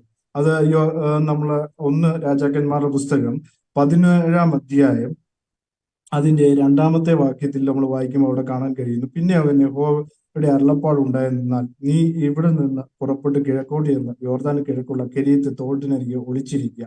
അപ്പം അതിന് മുമ്പത്തെ വാക്യങ്ങളിലൊക്കെ ഈ ഏലിയാവ് പ്രവചിക്കുന്ന നമുക്ക് കാണാം. അപ്പൊ ഏലിയാവ് പ്രവചിക്കുന്ന എങ്ങനെയാണ്? ദൈവത്തിന്റെ ആത്മാവിലാണ്. അപ്പൊ ദൈവത്തെ ആരും എന്ത് ചെയ്തില്ല, ഒരു നാളും കണ്ടിട്ടില്ല. ദൈവത്തിന്റെ ആത്മാവ് അവനോട് കൂടെ ഉള്ളായിരുന്നത് കൊണ്ടാണ് അവൻ പ്രവചിച്ചു കൊണ്ടിരുന്നതെന്ന് നമുക്ക് കാണാനായിട്ട് സാധിക്കുന്നു. അതുപോലെ തന്നെ നമ്മൾ 18-ാം അധ്യായത്തിലേക്ക് വരുമ്പോൾ അതിന്റെ 12-ാമത്തെ വാക്യത്തിലിരിക്കുകയാണ്, ഞാൻ നിന്നെ പിരിഞ്ഞു പോയ ഉടനെ യഹോവയുടെ ആത്മാവ് നിന്നെ ഞാൻ അറിയാത്ത ഒരു സ്ഥലത്തേക്ക് എടുത്തുകൊണ്ട് പോകും എന്ന് അവിടെ രേഖപ്പെടുത്തിയിരിക്കുന്നത് നമുക്ക് കാണാൻ കഴിയുന്നു. അപ്പം അതിൽ നിന്നെല്ലാം നമുക്ക് കാണാനായിട്ട് സാധിക്കുന്നത് ദൈവം തന്റെ പ്രവൃത്തികളെല്ലാം ആത്മാവിലൂടെയാണ് ചെയ്യുന്നതെന്ന് നമുക്ക് കാണാൻ കഴിയുന്നു. യോഹന്നാന്റെ സുവിശേഷം 4-ാം അധ്യായത്തില് ശമരിയാസ്ത്രീയോട് യേശു ക്രിസ്തു സംസാരിക്കാൻ പറയുന്ന ഒരു കാര്യമുണ്ട്, ദൈവം ആത്മാവാകുന്നു എന്ന് പറയുന്നുണ്ട്. അപ്പൊ ദൈവത്തിന്റെ യഥാർത്ഥ രൂപം എന്ന് പറയുന്നത് ആത്മീയ രൂപമാണ്, അല്ലെങ്കിൽ ആത്മാവായ രൂപമാണ്. അതായിരിക്കാം യേശു ക്രിസ്തുവോടെ വെളിപ്പെടുത്തുന്നത്. അപ്പോ നമുക്ക് മനസ്സിലാക്കേണ്ട കാര്യം യേശു ക്രിസ്തുവിലും ദൈവത്തിന്റെ ആത്മാവ് ഉണ്ടായിരുന്നു എന്നുള്ളതാണ്. അതാണ് ഈ പിതാവ് എന്നിലിരുന്ന് തന്റെ പ്രവൃത്തി ചെയ്യുന്നു എന്ന് യേശുക്രിസ്തു പറയുന്നത്. അപ്പൊ അതിനെല്ലാം നമുക്ക് മനസ്സിലാക്കേണ്ട കാര്യം എന്താണ്? പരിശുദ്ധാത്മാവ് എന്ന് പറയുന്നത് വേറൊരു വ്യക്തിയല്ല. ദൈവത്തിനൊരു ആത്മാവെന്ന വ്യക്തിത്വം മാത്രമേ ഉള്ളൂ എന്നുള്ള കാര്യമാണ് നമുക്ക് മനസ്സിലാക്കാനായിട്ട് സാധിക്കുന്നത്. അപ്പം അത് നമ്മൾ ഇതിലെല്ലാം നമുക്ക് മനസ്സിലാക്കേണ്ട പ്രധാനമായ കാര്യം എന്ന് പറയുന്നത് യോഹന്നാന്റെ സുവിശേഷം 14-16 വായിക്കുമ്പോൾ അവിടെ എഴുതിയിരിക്കുകയാണ്, ഞാൻ പിതാവിനോട് ചോദിക്കും, അവൻ സത്യത്തിന്റെ ആത്മാവ് എന്ന മറ്റൊരു കാര്യസ്ഥനെ എന്നേക്ക് നിങ്ങളോട് കൂടെ ഇരിക്കേണ്ടതിന് നിങ്ങൾക്ക് തരുമെന്നാണ് ഇവിടെ രേഖപ്പെടുത്തിയിരിക്കുന്നത്. അപ്പൊ അവിടെ നമ്മൾ മനസ്സിലാക്കേണ്ടത് ഈ തൃത്വക്കാര് പറയുന്ന പോലെ 3-ാമത്തെ ആളാണ് ഈ കാര്യസ്ഥൻ എന്ന് പറയുന്നത്. അപ്പം ഈ നമ്മള് യേശുക്രിസ്തുവിന്റെ ജനനത്തെ കുറിച്ചൊക്കെ പഠിക്കുമ്പോൾ അവിടെ ഒരു കാര്യം എഴുതിയിട്ടുണ്ട്, ദൈവം നമ്മോട് കൂടെ എന്ന പേരുള്ള ഇമ്മാനുവേൽ എന്ന പേര് അവൻ ഇടണമെന്ന് അവിടെ രേഖപ്പെടുത്തിയിരിക്കുന്നത് നമുക്ക് കാണാനായിട്ട് സാധിക്കും. അപ്പം ദൈവം എങ്ങനെയാണ് ആത്മാവായിട്ടാണ് ഇരിക്കുവാനായിട്ട് ആഗ്രഹിക്കുന്നത്. അപ്പം ആ ഒരു കാര്യമാണ് അവിടെ വെളിപ്പെടുത്തിയിരിക്കുന്നത്. അപ്പം 3-ാമത്തെ വ്യക്തി അല്ലെന്നുള്ള കാര്യം അവിടെ ആ വാദം അവിടെ പൊളിയുന്നതായിട്ട് നമുക്ക് കാണാനായിട്ട് സാധിക്കുന്നു. അതുപോലെ തന്നെ 1 കൊരിന്ത്യർ 2-ാം അധ്യായം അതിന്റെ 11-ാമത്തെ വാക്യത്തിൽ മനുഷ്യനുള്ളത് അവരിലെ മനുഷ്യാത്മാവല്ലാതെ മനുഷ്യൻ ആരറിയും, അവണ്ണം തന്നെ ദൈവത്തിലുള്ളത് ദൈവാത്മാവല്ലാതെ ആരും ഗ്രഹിച്ചിട്ടില്ല എന്നവിടെ രേഖപ്പെടുത്തിയിരിക്കുന്നത്. അപ്പൊ ദൈവാത്മാവിനെ കുറിച്ച് അറിയണമെങ്കിൽ നമ്മൾ ദൈവത്തിന്റെ ആത്മാവ് വരണം. അപ്പൊ ദൈവത്തിന്റെ ആത്മാവ് നമ്മളോട് കൂടെ ഇരുന്ന് ദൈവിക കാര്യങ്ങൾ അറിയാൻ കഴിയുകയുള്ളൂ. അപ്പോ നമ്മള് ഇവിടെ നമ്മുടെ കുറിച്ച് പഠിക്കുമ്പോൾ അവിടെ നമുക്ക് 19-ാം അധ്യായത്തിലേക്ക് വരുമ്പോൾ അവിടെ കാണാനായിട്ട് സാധിക്കുന്നു. താങ്കൾ മരുഭൂമിയിൽ ഒരു ദിവസം പഠിച്ചെന്ന് ഒരു ചൂരച്ചെടിയുടെ തണലിൽ ഇരുന്ന് മരിക്കുവാൻ ഇച്ഛിച്ചു എന്ന് അവിടെ രേഖപ്പെടുത്തിയിരിക്കുന്നു. അപ്പം അവൻ 17-ാം അധ്യായത്തിൽ ആദ്യ ഭാഗങ്ങളിലൊക്കെ അവൻ എങ്ങനെയായിരുന്നു പ്രവചിച്ചു. അത്രയും ധൈര്യമായിട്ട് പ്രവചിച്ച വ്യക്തി 19-ാം അധ്യായത്തിലേക്ക് വന്നപ്പോൾ തളർന്നുപോയി. കാരണം ദൈവത്തിന്റെ ആത്മാവ് അവന് വിട്ടുപോയത്. അതാണ് അതിനകത്ത് നമ്മൾ മനസ്സിലാക്കേണ്ട പ്രധാനമായ കാര്യം. ദൈവത്തിന്റെ ആത്മാവ് വിട്ടുപോയി കഴിഞ്ഞപ്പോൾ അവൻ എന്താണ്? നിരാശയുണ്ടായി. അപ്പം പരിശുദ്ധാത്മാവ് നമ്മളുടെ കാര്യസ്ഥനായിട്ട് ഇരുന്നെങ്കിൽ മാത്രമേ നമുക്ക് മുന്നോട്ട്, അല്ലെങ്കിൽ നമ്മുടെ ജീവിതത്തിൽ മുന്നോട്ട് പോകുവാനായിട്ട് സഹായിക്കുകയുള്ളൂ. ആ പരിശുദ്ധാത്മാവില്ലാതെ പാപത്തെക്കുറിച്ചോ നീതിയെക്കുറിച്ചോ ന്യായവിധിയെക്കുറിച്ചോ നമുക്ക് ഓർമ്മപ്പെടുത്തുകയാണ്. കാരണം ഈ ലോകത്തിന്റെ ആത്മാവ് എന്ന് പറയുന്നത് അനീതിയും അതുപോലെ തന്നെ പാപവും വരുത്തുന്ന ആത്മാവാണ്. അപ്പൊ ആ പാപത്തിന്റെ ആത്മാവ് വരുന്നതിന്റെ പ്രധാനമായ കാര്യം എന്താണ്? ദൈവാത്മാവ് നമ്മളിൽ ഇല്ലാത്തത് കൊണ്ടാണ്. അപ്പോ ആ പരിശുദ്ധാത്മാവ് ഒരു വ്യക്തിയല്ല, അത് ദൈവം തന്നെ ആണ് എന്നുള്ള കാര്യത്തെക്കുറിച്ച് യോഹന്നാന്റെ സുവിശേഷത്തിൽ യേശുക്രിസ്തു പറയുന്നത് നമുക്ക് മനസ്സിലായി. എന്താണ്? ദൈവം ആത്മാവാണെന്നുള്ള കാര്യം. ഈ വചനങ്ങൾ എല്ലാവർക്കും ഇഷ്ടപ്പെട്ടെങ്കിൽ ഞാനിവിടെ നിർത്തി. Price the Lord. കർത്താവിന്റെ പരിശുദ്ധമായ നാമം വാഴ്ത്തപ്പെടുമാറാകട്ടെ. ബുദ്ധിപൂർവം ഒരു മനുഷ്യൻ ചിന്തിക്കുന്ന ഒരു മനുഷ്യനും ആത്മാവിനെ ഒരു വ്യക്തിയായിട്ട് പ്രദർശിപ്പിക്കാൻ ശ്രമിക്കുന്നില്ല. നമുക്കറിയാം, തൃത്വം പഠിപ്പിക്കുന്ന ഒരു വ്യക്തി പോലും ബൈബിളിൽ നിന്നും പിതാവ്, പുത്രൻ, പരിശുദ്ധാത്മാവെന്ന 3 വ്യക്തികളെ തെളിയിക്കുന്ന അതേ മനുഷ്യൻ യുക്തിസഹമായി ആത്മാവിനെ ഒരു വ്യക്തിയായി സമർത്ഥിക്കാൻ പരിശ്രമിക്കത്തില്ല. കാരണം അവൻ ചുരുങ്ങിയ പക്ഷം 10ാം ക്ലാസ് വരെയെങ്കിലും പഠിച്ച ആളായിരിക്കുമല്ലോ തൃത്വത്തിൽ ബൈബിൾ കോളേജിൽ പോയത്. അവൻ ബൈബിൾ കോളേജ് സ്റ്റഡി മാറ്റിവെച്ചാൽ അവന്റെ യുക്തിക്ക്, ലോജിക്കിന് വിശ്വസിക്കാൻ കഴിയത്തില്ല ആത്മാവ് ഒരു വ്യക്തിയാണെന്ന്. അപ്പോൾ സ്വന്തം ബുദ്ധിക്കും വിവേകത്തിനും പോലും സമ്മതിക്കാൻ കഴിയാത്ത ഒരു കാര്യത്തെയാണ് ദൈവത്തിന്റെ ആത്മാവിനെ ഒരു വ്യക്തിത്വം ചാർത്തി ഈ പെന്തക്കോസ്തുകാരെ അവതരിപ്പിക്കുന്നത്. അതിനകത്തൊരു വിശേഷപ്പെട്ട കാര്യം എന്തെന്ന് ചോദിച്ചു കഴിഞ്ഞാൽ, നമുക്കറിയാം യേശുക്രിസ്തുവിന്റെ ജനനത്തെ സംബന്ധിച്ച് നാം പഠിക്കുമ്പോൾ മത്തായിയുടെ സുവിശേഷം 1-ാമത്തെ അധ്യായത്തിൽ നമ്മൾ കാണുന്നത്, കർത്താവിന്റെ ദൂതൻ ജോസഫിന്റെ അടുക്കൽ വന്നിട്ട് ഇങ്ങനെ പറയുന്നു. 1-ാം അധ്യായത്തിൽ ഇവിടെ പറയാണ്, കർത്താവിന്റെ ദൂതൻ അവന് സ്വപ്നത്തിൽ പ്രത്യക്ഷനായി, ദാവീദിന്റെ മകനായി യോസഫെ, നിന്റെ ഭാര്യയായ മറിയയെ ചേർത്തുകൊള്ളുവാൻ ശങ്കിക്കണ്ട, അവളിൽ ഉൽപാദിതമായത് പരിശുദ്ധാത്മാവിനാലാകുന്നു. Praise the lord. അപ്പൊ ഇവിടെ സ്വർഗത്തിൽ നിന്ന് അയച്ച ദൂതൻ മറിയത്തെ രഹസ്യത്തിൽ ഉപേക്ഷിക്കാൻ തയ്യാറായപ്പോൾ എന്തിന്റെ പേരിൽ? മറിയത്തിന്റെ ഉദരത്തിൽ ഒരു ശിശു ഉരുവായിട്ടുണ്ട്. ആ ഉരുവായ ശിശുവിന്റെ അപ്പൻ പരിശുദ്ധാത്മാവിലാണ് എന്നാണ് ജോസഫിനോട് സ്വർഗത്തിൽ നിന്ന് വന്ന ദൂതൻ പറയുന്നത്. ശ്രദ്ധിക്കണം, ഇതിനകത്തൊരു പോയിന്റ് ഉണ്ട്. അപ്പൊ ഇവിടെ പറയുന്നത് നമുക്കറിയാം, നമ്മൾ ചോദിക്കുകയല്ലേ, ഇന്നയാൾക്ക് ഗർഭമുണ്ട് എന്ന് പറയാം. വിവാഹം കഴിച്ചയച്ച ഒരാളെ ഒരു വയറ്റിൽ ഗർഭം ഉണ്ടെന്ന് പറഞ്ഞു കഴിഞ്ഞാൽ നമ്മൾക്ക് സ്വാഭാവികമായിട്ട് നമ്മളെന്ന് വിചാരിക്കുന്നത് ആ വിവാഹം കഴിച്ച പുരുഷനിൽ നിന്നാണ് ഉണ്ടായത്. ഇനി അങ്ങനെ ഒന്നുമില്ല, ഒരു റിലേഷൻഷിപ്പിൽ നിന്ന് ഉണ്ടായതെങ്കിൽ തീർച്ചയായിട്ടും അവനായിരിക്കും അവന്റെ ആള് നമ്മൾ പറയും, മനുഷ്യൻ പറയും. യെസ്, ചില ചുറ്റിക്കളി ഉണ്ടായിരുന്നു, അവന്റെ ആയിരിക്കും എന്ന് നമ്മൾ പറയുന്നത്. മനുഷ്യമായ തലയിൽ നമ്മൾ അങ്ങനെ പറയുന്നെങ്കിൽ ഇവിടെ മറിയം ഗർഭം ധരിച്ചിരിക്കുന്നത് പരിശുദ്ധാത്മാവിലാണ് എന്ന് സ്വർഗത്തിൽ നിന്ന് അയക്കപ്പെട്ട ദൂതൻ ജോസഫിനോട് പറയുന്നു. എന്നാൽ വിചിത്രമായ ഒരു കാര്യം, യേശുക്രിസ്തു 12ാമത്തെ വയസ്സിൽ ദേവാലയത്തിൽ പോയി കാണാതായെന്ന് തിരിച്ചറിഞ്ഞവർ മടങ്ങി ദേവാലയത്തിൽ വരുമ്പോൾ യേശു പറയുകയാണ്, ഞാൻ എൻ്റെ പിതാവിനുള്ളതിൽ ഇരിക്കേണ്ടതുണ്ട്. 1-ാമത്തെ അധ്യായത്തിൽ ഇവിടെ പറയുകയാണ്, മത്തായിയിൽ പറയുകയാണ്, അവളിൽ ഉൽപാദിതമായത് പരിശുദ്ധാത്മാവിലാണ്. യേശു പറയുന്നു എൻ്റെ പിതാവ് തൃത്തക്കാരുടെ ഭാഷയിൽ ഒന്നാമനാണ്. സ്വർഗത്തിലെ ദൂതം വന്ന് പറയുന്ന പ്രകാരമാണ് തൃത്തക്കാരുടെ നിർവചന പ്രകാരം, സ്വർഗത്തിലെ വന്ന ദൂതന്റെ അറിയിപ്പ് പ്രകാരം മറിയത്തിൽ ഉണ്ടായത് 3-ാമനിൽ നിന്ന്. യേശു പറയുന്നു എൻ്റെ പിതാവ് ഒന്നാമനാണ്. തൃത്തക്കാർ പറയുന്നു മറിയത്തിൽ നിന്ന് ഉൽപ്പാദിപ്പിക്കപ്പെട്ടതുകൊണ്ട് 3-ാമനാണ്. അപ്പം ഇവിടെ തന്നെ നമുക്ക് ഈ തിരുവെഴുത്തുകളിൽ നിന്നും ബൈബിൾ അന്വേഷിക്കുന്ന ഒരു മനുഷ്യനെ മനസ്സിലാക്കാം. ദൈവം ആത്മാവാണ്. പരിശുദ്ധാത്മാവ് എന്ന് പറഞ്ഞാൽ പിതാവിന്റെ ആത്മാവാണ്. സൃഷ്ടിക്കുന്ന പ്രവൃത്തി ചെയ്യുവാൻ വേണ്ടി മറിയത്തിലേക്ക് വചനമായി പ്രവേശിച്ച ആത്മാവാണ് പരിശുദ്ധാത്മാവ്. അതുകൊണ്ടാണ് പരിശുദ്ധാത്മാവിലാണ് അവൾ ഉൽപ്പാദിതമായെന്ന് പറയുന്നത്. വളരെ സിമ്പിളായിട്ട് ബൈബിളിനെ വലിയ കെട്ടുകഥകളിലൂടെയും ബൈബിൾ തിയോളജിയന്മാരുടെ ഗ്രന്ഥങ്ങളുടെയോ അല്ലെങ്കിൽ അവരുടെ പ്രബന്ധങ്ങളുടെയോ അടിസ്ഥാനത്തിലല്ലാതെ സ്വന്തം സിമ്പിൾ ലോജിക് ഉപയോഗിക്കുന്ന ഒരാൾക്ക് ഒരിക്കലും ദൈവത്തിലെ അറ്റ്ലീസ്റ്റ് പരിശുദ്ധാത്മാവ് എന്നൊരു വ്യക്തിയാണെന്ന്, പിതാവിന്റെയും പുത്രന്റെയും കാര്യം മാറ്റിവെച്ചാൽ അവർ എന്നേക്കാൾ വലുതാണ്, എന്നെ അയച്ചു എന്നൊക്കെ പറയുന്ന കാര്യങ്ങൾ എടുക്കുന്ന അത്ര പോലും ലോജിക് ഇല്ല പരിശുദ്ധാത്മാവിനെ കുറിച്ച് പ്രസ്താവിക്കുമ്പോൾ ഒരാളത്വം സ്ഥാപിക്കാൻ. കാരണം അതിന് പറയുന്ന ഉൽപ്പത്തി മുതൽ പരിശുദ്ധാത്മാവ് വെള്ളത്തിന്റെ മേൽ എന്ത് ചെയ്തിരുന്നു? പൊരുന്നിരുന്നു, അല്ലെ വ്യാപരിച്ചു എന്ന് പറയാം. അപ്പൊ വെള്ളത്തിന്റെ മേലെ സൃഷ്ടി നടത്താൻ വെള്ളത്തിന്റെ മേലെ ഒരു ചലനമായി വ്യാപരിച്ചപ്പോ ആ ചലനത്തെ ഒരു വ്യക്തിയാക്കി. അന്ന് മുതൽ അവിടെ മുതൽ തുടങ്ങിയതാണ് പരിശുദ്ധാത്മാവ് എന്ന് പറയുന്ന ദൈവത്തിന്റെ ആത്മാവിനെ വ്യക്തിയാക്കി തുടങ്ങിയത്.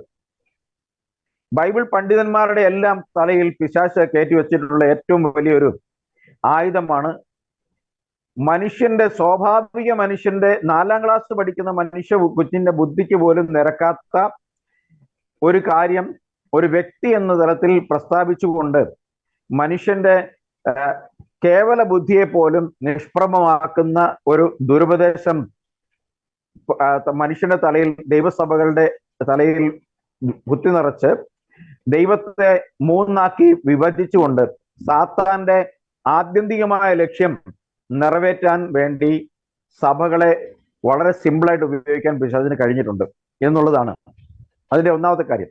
മാത്രമല്ല യാക്കോബ് 2:19 പറയാണ് ദൈവം ഏകനാണെന്നും ഏകനാണ് ദൈവമെന്ന് അറിഞ്ഞ് പിശാച് വിറയ്ക്കുകയും ചെയ്യുന്നു. അപ്പം പിശാചിനറിയാം ദൈവം ഏകനാണ്, അവൻ ആത്മാവാണ്. ആ ആത്മാവായ ദൈവം ഏകനാണെന്ന് പിശാചിന് അറിഞ്ഞു വിറയ്ക്കുമ്പോ ആ ദൈവം ഏകനല്ല, ആ ദൈവത്തിൽ ഒരു പിതാവുണ്ട്, ഒരു പുത്രനുണ്ട്, ഒരു പരിശുദ്ധാത്മാവുണ്ട്. ഈ 3 പേരും സൃഷ്ടിയുടെ ആരംഭം മുതൽ അല്ലെങ്കിൽ എറ്റേണിറ്റി മുതൽ എറ്റേണിറ്റി വരെയും 3ആയി നിലനിൽക്കുന്ന 3 തുല്യ ശക്തികളായി നിലനിൽക്കുന്നു എന്ന് പറയുമ്പോൾ മനുഷ്യന്റെ കേവല ബുദ്ധിയെ പോലും പിശാച് അടിയറ വെച്ചിരിക്കുന്നു എന്ന് മനസ്സിലാക്കണം. എന്ന് വെച്ചാൽ ബൈബിൾ കോളേജിൽ പോകുന്നവന്റെ സാമാന്യ ബുദ്ധി പോലും പിശാച് കവർന്നു കളയുന്നിടത്താണ് കേവല ബൈബിൾ കോളേജ് വിദ്യാഭ്യാസമില്ലാത്ത നമ്മൾക്ക് വളരെ സിമ്പിളായിട്ട് ഈ ദൈവത്തിന്റെ കാര്യങ്ങൾ മനസ്സിലാക്കാൻ വേണ്ടി കഴിയുന്നത്. നമുക്ക് പഴയ നിയമത്തിലും പുതിയ നിയമത്തിലുള്ള ധാരാളം ഉദാഹരണങ്ങൾ പറഞ്ഞതുകൊണ്ട് ഞാൻ അതിലേക്ക് കടക്കുന്നില്ല. എന്നാൽ പരിശുദ്ധാത്മാവ് എന്തിനാണ് എന്ന് പറയുമ്പോൾ പ്രവൃത്തി 5:32 പറയാണ് ദൈവം തന്നെ അനുസരിക്കുന്നവർക്കാണ് പരിശുദ്ധാത്മാവ് നൽകുന്നത്. എന്ന് വെച്ചാൽ ദൈവം അതിനെ അനുസരിക്കുന്നവർക്ക് എന്ന് വെച്ചാൽ സിമ്പിളാണ്. നമ്മുടെ രക്ഷയ്ക്കായി ദൈവത്തിന്റെ ഏക വ്യക്തിത്വമായ യേശുക്രിസ്തുവിന്റെ കാൽവരി മരണത്തിൽ വിശ്വസിക്കുകയും അവന്റെ മരണത്തിലും അടക്കത്തിലും പുനരുദ്ധാനത്തിലും ഭാഗവാക്കാകുന്ന സത്യസ്നാനം ഏറ്റെടുക്കുന്ന ഒരു വ്യക്തിക്കാണ് യഥാർത്ഥമായ അനുസരണമുള്ളത്. ആ അനുസരിക്കുന്നവർക്കാണ് ദൈവത്തിന്റെ പരിശുദ്ധാത്മാവിനെ നൽകുന്നത്. ബാക്കിയുള്ളവർക്ക് അനുസരിക്കുന്നത് ഒരു ദുരാത്മാവാണ്. ഗലാത്യർ 4:5 പറയാണ് അത് ദൈവപുത്രത്വത്തിന്റെ ആത്മാവാണ്. അത് വീണ്ടെടുക്കുന്ന ദൈവ പൈതലിന് ദൈവപുത്രത്വത്തിലേക്കുള്ള അഡോപ്ഷൻ നൽകിയതിന്റെ ആത്മാവാണ്. അബ്ബ എന്ന് പിതാവിനെ വിളിക്കാനുള്ള ആത്മാവാണ്. എന്ന് വെച്ചാൽ ഒന്നാമനെ വിളിക്കാനുള്ള ആത്മാവാണ് 3ാമനായി വർത്തിക്കുന്നത് തൃത്തക്കാരുടെ ആംഗിളിൽ. എന്നാൽ അങ്ങനെയല്ല, ദൈവത്തിന്റെ ആത്മാവ് നമ്മിലേക്ക് വന്ന് അപ്പ എന്ന് ദൈവത്തെ വിളിക്കാനുള്ളതാണ് ദൈവത്തിന്റെ ആത്മാവ്. Price the Lord. വീണ്ടും ഒരു ശരീരത്തിലേക്ക് നമ്മെ കൂട്ടിച്ചേർക്കുവാൻ, ക്രിസ്തു എന്ന ഏക പുരുഷന്റെ ആത്മീയ ശരീരത്തിലേക്ക് കൂട്ടിച്ചേർക്കുവാൻ ദൈവം നൽകിയതാണ് ആ ആത്മാവ് എന്ന് പറയുന്നു. വീണ്ടും പറയുന്നു പരിശുദ്ധാത്മാവ് ഒരു മുദ്രയാണ്, വീണ്ടെടുക്കപ്പെട്ടവരെ നിത്യതയോളം ശരീരങ്ങളുടെ വീണ്ടെടുപ്പ് വരെയും സൂക്ഷിക്കുന്ന മുദ്രയാണ്. ഇത്തരത്തിൽ പരിശുദ്ധാത്മാവിനെ വളരെ വ്യക്തമായി ബൈബിൾ കോളേജിൽ വാതിൽക്കൽ അവിടെ ചെന്ന് കയറിയപ്പോൾ പണയം വെച്ച ലോജിക്ക് തിരിച്ചെടുത്താൽ, തലച്ചോറ് തിരിച്ചെടുത്താൽ മാത്രം മനസ്സിലാകുന്ന ഈ സിമ്പിൾ കാര്യം, ഈ സിമ്പിൾ സത്യത്തെയാണ് ഇന്ന് പിശാച് ഈ തിയോളജിയന്മാരുടെ തലയിൽ കയറി പരിശുദ്ധാത്മാവിനും യേശുവിനുള്ളതുപോലെ ഒരു ആളത്തം കൽപ്പിച്ചു വച്ചിരിക്കുന്നത്. എന്നിട്ട് പറയാണ്, ഞാൻ നിങ്ങളോട് കൂടെയും നിങ്ങളിലും വസിക്കും. ഒരു വ്യക്തിക്ക് ഒരു വ്യക്തിയിൽ വസിക്കാൻ പറ്റുമോ? അതിന്റെ അർത്ഥം എന്താണ്? ആത്മാവ് നിങ്ങളിൽ വസിക്കും. അങ്ങനെയുള്ള എല്ലാവരോടും കൂടെ, ആ ശരീരത്തോടു കൂടി, the whole body of the church, the whole body of the whole unit of the redeemed, വീണ്ടെടുക്കപ്പെട്ടവരോട് കൂടെ അവർ ഓരോരുത്തരിലും ദൈവം വസിച്ച് ദൈവം അവരെ ശുദ്ധമായ വചനത്തിലേക്കും നിത്യജീവനിലേക്കും നടത്തുമെന്ന് ബൈബിൾ വളരെ തെളിവായിട്ട് പറയുമ്പോൾ മനുഷ്യൻ പെടാപ്പാട് പെടുകയാണ് ഈ പരിശുദ്ധാത്മാവിനെ മൂന്നാമതാക്കാനും പിതാവിനെ ഒന്നാമതാക്കാനും പെടാപ്പാട് പെടുകയാണ്. അങ്ങനെയുള്ള അവരുടെ ബുദ്ധിമണ്ഡലത്തെ പോലും കെടുത്തിക്കളയുന്ന ഇത്തരം ദുർബലമായ വാദങ്ങൾ കൊണ്ട് ദൈവത്തിന്റെ അസ്തിത്വത്തെ ബുദ്ധിയില്ലാത്ത, അല്ലെങ്കിൽ ദൈവത്തിന്റെ വചനത്തിന്റെ വ്യവസ്ഥയിൽ അറിയാൻ കഴിയാത്തവരെ വഞ്ചിക്കാൻ പരിശ്രമിക്കുമ്പോൾ പിശാച് സന്തോഷിക്കും. ആഹാ, കൊള്ളാം, യുവമാര് ഈ 3 കൊണ്ട് പിടിച്ചു നടക്കുകയാണ്, ഒരെണ്ണത്തെ തന്നെ എനിക്ക് പേടിയാ, അതുകൊണ്ട് യുവമാർ ഈ 3 കൊണ്ട് നടന്ന് നശിക്കട്ടെ എന്ന് വിചാരിച്ച് അവരുടെ 3 സ്ഥിരപ്പെടുത്തുവാൻ വേണ്ടി ദൈവവചനത്തെ കോട്ടിമാട്ടിക്കളയുന്നവരുടെ മേൽ വ്യാപരിക്കുന്ന ഈ ആത്മാവ് അവരുടെ മേൽ വന്ന് ബൈബിൾ പണ്ഡിതന്മാരുടെ തലച്ചോറിലൂടെ ഈ ത്രിയേകത്വവും ത്രിത്വവും സ്ഥാപിച്ചു തുടങ്ങിയിട്ട് ഏതാണ്ട് 2000 വർഷങ്ങളോട് അടുത്ത് വരുന്നു. ദൈവകൃപയാൽ യഥാർത്ഥ സത്യദൈവം, ആ ദൈവ മർമ്മം, ജഡത്തിൽ വെളിപ്പെട്ട ദൈവം, ക്രിസ്തു എന്ന ഏകദൈവത്തിന്റെ മർമ്മം, പിശാച് ഭയപ്പെടുന്ന ഏകദൈവത്തിന്റെ മർമ്മം, ഇസ്രായേൽ ആരാധിച്ചു വന്ന ആ ഏകദൈവത്തെ കുറിച്ചുള്ള മർമ്മം, അതേ ദൈവത്തിന്റെ ആത്മാവിനാൽ നമുക്ക് വെളിപ്പെടുത്തിയതോർത്ത് നമുക്ക് ദൈവത്തെ സ്തുതിക്കാം. കാരണം നമ്മളൊക്കെ വളരെ ഭാഗ്യം ചെയ്തവരാ. ഈ ബൈബിൾ കോളേജിന്റെ തിയോളജി എന്ന് പറയുന്ന ഈ മാലിന്യം നമ്മുടെ തലയിൽ കയറുവാൻ ദൈവം അനുവദിച്ചില്ല. നമ്മുടെ സിമ്പിൾ ലോജിക്ക് പോലും എവിടെയും അടിയറ വെക്കാൻ ദൈവം അനുവദിച്ചില്ല. പലപ്പോഴും ലോജിക്കെങ്കിലും ഉപയോഗിക്കാൻ ഇവർക്ക് കഴിഞ്ഞിരുന്നെങ്കിൽ ഇങ്ങനെ ഒരു ദുർബലമായ വാദം ഉന്നയിച്ചുകൊണ്ട് പരിശുദ്ധാത്മാവിനെ ത്രിയേക ദൈവത്തിന്റെ ഒരാളത്തമായി അവതരിപ്പിക്കാൻ പരിശ്രമിക്കുമായിരുന്നില്ല. അടിസ്ഥാനപരമായി തന്നെ ഏകദൈവം എന്ന് ദൈവം ഉച്ചൈസ്തരം ഉൽപ്പത്തി മുതൽ വെളിപ്പാട് വരെയും പ്രവാചകന്മാരിലൂടെ തന്റെ ആത്മാവിനോട് ഘോഷിക്കപ്പെട്ട ആ സത്യത്തെ നിഷേധിക്കുക, എന്നിട്ട് ദൈവത്തിന് ഇല്ലാത്ത ഒരു തൃത്വം കൽപ്പിച്ചു കൊടുക്കുക. അത് ലേഖനങ്ങളിലൂടെയും പ്രബന്ധങ്ങളിലൂടെയും വ്യാഖ്യാന ഗ്രന്ഥങ്ങളിലൂടെയും സ്ഥാപിച്ചെടുത്തുകൊണ്ട് സാത്താന് യഥാർത്ഥമായ ക്രിസ്തീയ ആത്മീയ രാജ്യത്വത്തിന് ബദലായി ഒരു ബദൽ ആത്മീയ രാജ്യത്വം സ്ഥാപിച്ചുകൊണ്ട് അനേക ആയിരം ആത്മാക്കളെ നരകത്തിലേക്ക് കൊണ്ടുപോകാൻ ഈ ഉപദേശത്തിന് കഴിഞ്ഞിട്ടുണ്ട്, ഇന്നും കഴിയുന്നുണ്ട്. ഞങ്ങളെ സംബന്ധിച്ചിടത്തോളം JCNDSDക്ക് ഈ ഉപദേശത്തിൽ അടിയുറച്ച് വിശ്വസിക്കുകയും ഇത് അനേകരെ പഠിപ്പിച്ചുകൊണ്ട് ഉപജീവന മാർഗത്തിനായി ഈ മാർഗത്തെ സ്വീകരിക്കുകയും ചെയ്യുന്ന ഉപദേഷ്ടാക്കന്മാരോടോ സഭാ നേതൃത്വങ്ങളോടോ ഞങ്ങൾക്ക് ഒരു ഗുണദോഷവും പറയുവാനില്ല. എന്നാൽ ഞങ്ങളെ കേൾക്കുന്ന ഏതെങ്കിലും ആത്മാക്കൾ ഇത്തരം സഭകളിൽ ഉണ്ടെങ്കിൽ നിങ്ങളുടെ ബുദ്ധി പാസ്റ്റർമാരുടെ അവരുടെ ബൗദ്ധിക മണ്ഡലത്തിൽ ഒന്ന് പുറത്തെടുത്തിട്ട് അതിനെ ഒന്ന് കഴുകി നിങ്ങളെ സിമ്പിൾ ലോജിക് ഉപയോഗിച്ചിട്ട് ദൈവജനത്തെ പരിശോധിച്ചിട്ട് പുറത്തു വരുവാൻ കഴിയുമെങ്കിൽ പുറത്തു വരുവാൻ വേണ്ടിയാണ് ഞങ്ങൾ ഇന്ന് രാത്രി ഈ വീഡിയോ ചെയ്തതിന്റെ പിന്നിലുള്ള ഉദ്ദേശം. ഈ വീഡിയോയിൽ ഇന്ന് ദൈവത്തിന്റെ വചനം സംസാരിച്ച വിലയേറിയ കർത്താവിന്റെ ദാസന്മാർ പഴയ നിയമത്തിലും പുതിയ നിയമത്തിലും നിന്നുകൊണ്ട് ദൈവത്തിന്റെ ഏക സ്വഭാവത്തെയും ഒരു വ്യക്തി എന്നുള്ള നിലയിൽ ശരീരം ഉള്ളത് ക്രിസ്തുവിന് മാത്രമാണെന്നും യേശുവിന് മാത്രമാണെന്നും പിതാവ് എന്നുള്ള തലത്തിലും പ്രവർത്തിക്കുന്ന ആത്മാവ് എന്നുള്ള നിലയിൽ പരിശുദ്ധാത്മാവ് എന്നുള്ള നിലയിലും സൃഷ്ടി മുതൽ മനുഷ്യന്റെ വീണ്ടെടുപ്പും പരിപാലനയും സംബന്ധിച്ച് വിവിധ നിലകളിൽ പ്രവർത്തിക്കുന്ന ദൈവത്തിന്റെ 3 ഓഫീസുകളിൽ ഉള്ള പ്രവർത്തനമാണ് എന്നുള്ള അടിസ്ഥാന തത്വത്തെ വ്യക്തമായി അവതരിപ്പിക്കുന്നതിൽ ഇന്ന് ഈ ഗ്രൂപ്പിൽ ഉള്ള കർത്താവിന്റെ ദാസന്മാർ ബ്രദർ ഗീവറിയസ്, പാസ്റ്റർ ജോയി ജോസഫ്, അതുപോലെ Wilson Benjamin brother, Simon brother എന്നിവർക്ക് നന്നായി ദൈവത്തിന്റെ പരിശുദ്ധാത്മാവ് അവരുടെ ഉള്ളിൽ ഇരുന്നു കൊണ്ട് വളരെ സ്പഷ്ടമായി തിരുവെഴുത്തുകളുടെ അടിസ്ഥാനത്തിൽ പ്രസ്താവിക്കുവാൻ കഴിഞ്ഞിട്ടുണ്ട്. നിങ്ങൾ ഇതൊക്കെയും തിരുവെഴുത്തുകളിൽ ഇങ്ങനെ തന്നെയാണോ എന്ന് പരിശോധിക്കുകയും നിങ്ങളുടെ കേവല ബുദ്ധി പിശാചിന് പണയം വെച്ചിരിക്കുന്നിടത്തും തിരിച്ചെടുത്ത് രക്ഷയ്ക്കായി തിരുവെഴുത്തുകൾ ദൈവത്തിന്റെ ആത്മാവിനാൽ വായിച്ച് പഠിച്ച് മുന്നോട്ട് വരുവാൻ ദൈവം നിങ്ങളെ സഹായിക്കട്ടെ എന്ന് കൂടി ഞാൻ ആശംസിക്കുന്നു.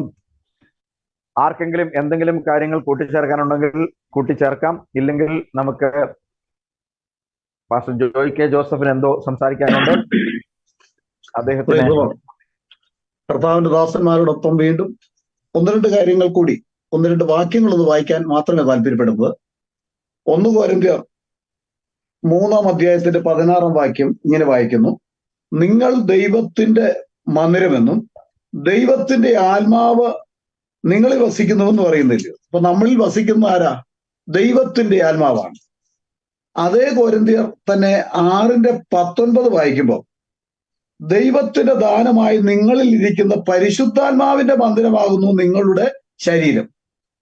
അപ്പോ ഇവിടെ പരിശുദ്ധാത്മാവാണ് നമ്മളിൽ വസിക്കുന്നതെന്നും മറ്റൊരു ഭാഗത്ത് ദൈവത്തിന്റെ ആത്മാവാണ് വസിക്കുന്നതെന്നും കൊലോസ്യ ലേഖനം നമ്മൾ വായിക്കുമ്പോൾ മഹത്വത്തിന്റെ പ്രത്യാശയായ ക്രിസ്തു നിങ്ങളിൽ വസിക്കുന്നുവെന്നും പറയുന്നു. ഇതെല്ലാം ഒന്ന് തന്നെയാണ്. ഇന്ന് നമ്മള് കർത്താവായ യേശു 2-3 പേർ എന്റെ നാമത്തിൽ കൂടി വരുന്നവരുടെ നടുവിൽ ഞാൻ ഉണ്ടെന്ന് പറഞ്ഞാൽ താൻ തന്റെ ശരീരവുമായിട്ടല്ല വന്നു വരുന്നത്. ഈ ശരീരം താൻ എടുത്തത് മനുഷ്യവർഗത്തിന്റെ പാപത്തിന്റെ പരിഹാരം വരുത്തുവാൻ ജഡത്തിൽ കഷ്ടമനുഭവിപ്പാൻ വേണ്ടി ആ ശരീരം എടുത്തു. അപ്പോൾ തന്നെ ഇന്ന് അവൻ നമ്മുടെ മധ്യത്തിൽ വസിക്കുന്ന പരിശുദ്ധാത്മാവായിട്ടാണ്. അത് തന്നെയാണ് എഫെസ്യ ലേഖനം നമ്മൾ വായിക്കുമ്പോൾ അതിന്റെ 4-ാം അധ്യായത്തിന്റെ 6-ാം വാക്യം വായിക്കുമ്പോൾ എല്ലാവർക്കും മീതെയുള്ളവനും എല്ലാവരിലും കൂടി വ്യാപരിക്കുന്നവനും എല്ലാവരിലും ഇരിക്കുന്നവനുമായി എല്ലാവർക്കും ദൈവവും പിതാവുമായവൻ 3 വ്യക്തികളെന്നല്ല ഒരാളെന്നാണ് പറയുന്നത്. എല്ലാവർക്കും മീതെയുള്ള പിതാവ്, എല്ലാവരിലും കൂടി വ്യാപരിക്കുന്ന പരിശുദ്ധാത്മാവ്, എല്ലാവരിലും ഇരിക്കുന്ന മഹത്വത്തിന്റെ പ്രത്യാശയായ ക്രിസ്തു എന്ന് പറയുന്ന പിതാവ്, പുത്രൻ, പരിശുദ്ധാത്മാവ് ഒരുവൻ എന്നാ പറഞ്ഞിരിക്കുന്നു. ഇതെല്ലാം ആത്മാവിന്റെ പ്രവർത്തികൾ ആണ് എന്ന് മാത്രം സൂചിപ്പിക്കുന്നു. ദൈവം എല്ലാവരെയും അനുഗ്രഹിക്കട്ടെ. Price the Lord. ഹല്ലേലൂയ. മറ്റൊന്നും ഇല്ലെങ്കിൽ നമുക്ക് അവസാനിപ്പിക്കാം. എനിക്കൊരു ബൈബിൾ സ്റ്റഡി ഇനി ഒരു 10:40-നുണ്ട്. ഓക്കെ, അങ്ങനെയാണെങ്കിൽ നമുക്ക് വൈൻഡപ്പ് ചെയ്താലോ? ഓക്കെ. അല്ല, നമ്മുടെ വിൻസൻ ബ്രദർ ഒന്നും സംസാരിച്ചില്ലല്ലോ. ഞാൻ ആദ്യമേ സംസാരിച്ചായിരുന്നു. പറഞ്ഞ കാര്യം ഇത് തന്നെയാണ്. ആദ്യം മുതൽ ദൈവത്തിന്റെ പ്രവൃത്തിയോടനുബന്ധമായിട്ട് ദൈവത്തിന്റെ ആത്മാവ് തന്നെയാണ് സകലത്തിലും പ്രവർത്തിക്കുന്നത്. അതിനകത്ത് ഏറ്റവും വലിയ ഉദാഹരണം ഇത് തന്നെയാണ്. ഈ ഉൽപ്പത്തി പുസ്തകത്തിന്റെ ആദ്യത്തെ വചനം തന്നെ, ആദിയിൽ ദൈവം ആകാശവും ഭൂമിയും സൃഷ്ടിച്ചു, ദൈവത്തിന്റെ ആത്മാവ് ഭൂമിയുടെ മേളിൽ പരിവർത്തിച്ചുകൊണ്ടേയിരുന്നുണ്ടാവും പറഞ്ഞത്. അപ്പം ആ ഒരു സൃഷ്ടിയുടെ പ്രവൃത്തി തന്നെ നടത്തുന്നത് ദൈവത്തിന്റെ ആത്മാവാണ്. യെശയ്യാ പ്രവചനത്തിൽ വളരെ വ്യക്തമായിട്ട് ദൈവം പറയുന്നു, ആരെന്നോട് കൂടെ ഉണ്ടായിരുന്നു, ഞാൻ ഈ ലോകത്തെ ആകാശത്ത് വിധാനത്തെ വിരിച്ചപ്പോഴും ഞാൻ ഭൂമിയുടെ സകല കാര്യങ്ങളും സൃഷ്ടിച്ചപ്പോഴും ആര് എന്നോട് കൂടെ ഉണ്ടായിരുന്നു. അപ്പോൾ ദൈവത്തിന്റെ ആത്മാവ് ദൈവത്തോട് കൂടെ ഉണ്ടായിരിക്കുമ്പോൾ ഒരിക്കലും ദൈവത്തോട് വേറൊരു വ്യക്തിയല്ല കൂടെ ഉണ്ടായിരിക്കുന്നത്, അത് ദൈവത്തിന്റെ ആത്മാവ് തന്നെയാണ്. ഒരേ ആത്മാവിന്റെ പല വരങ്ങളാൽ അല്ലെങ്കിൽ പല പ്രവർത്തനങ്ങളാൽ ദൈവം ചെയ്യുന്ന പ്രവൃത്തിയെ വേറൊരു വ്യക്തിയാക്കി മാറ്റുന്നത് അത് സാത്താനെ സംബന്ധിച്ചോളം വളരെ ഒരു നല്ല കാര്യമാണ്. എന്താന്ന് വെച്ച് കഴിഞ്ഞാൽ ദൈവം ഏകൻ എന്ന് പറയുമ്പോൾ മാത്രമേ സാത്താന് പ്രശ്നമുള്ളൂ.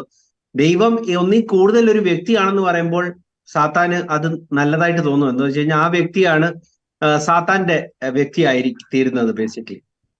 അപ്പോൾ ആത്മാവിനെ വ്യക്തി എന്ന് വിളിക്കുക, ഈവൻ ഈ പാസ്റ്റർ ഇവിടെ ഓർമ്മിപ്പിച്ചതുപോലെ ഒരു ലീഗൽ എൻറ്റിറ്റിയിൽ പേഴ്സൺ എന്ന് പറയുമ്പോഴത്തേക്ക് ഒരു മനുഷ്യനെ പറ്റിയാണ് സംസാരിക്കുന്നത്. അപ്പൊ ആ ഒരു സാമാന്യ വിവരം പോലും വഴിയിൽ വെച്ചുകൊണ്ടാണ് ദൈവികത്വത്തെ പറ്റി ഒരു പേഴ്സൺ അല്ലെങ്കിൽ വ്യക്തി കൂട്ടിച്ചേർക്കുന്നത്.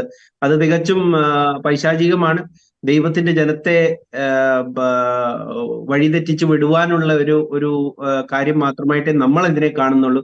ദൈവം ഒരു ആത്മാവാണെന്നും ഒരു ശരീരമാണെന്നും ദൈവം ഒരുത്തൻ മാത്രമാണെന്നും അപ്പോൾ വളരെ വ്യക്തമായ വചനമുള്ളപ്പോൾ ദൈവം ത്രിയേകമാണെന്നും വചനത്തിൽ ഇല്ലാത്ത പല കാര്യങ്ങൾ പറഞ്ഞുകൊണ്ട് ദൈവജനത്തെ തെറ്റിക്കാൻ വേണ്ടിയുള്ള കാര്യം മാത്രമാണ് ഈ പരിശുദ്ധാത്മാവിനെ 3ാമത്തെ വ്യക്തിയാക്കി മാറ്റുന്നത്.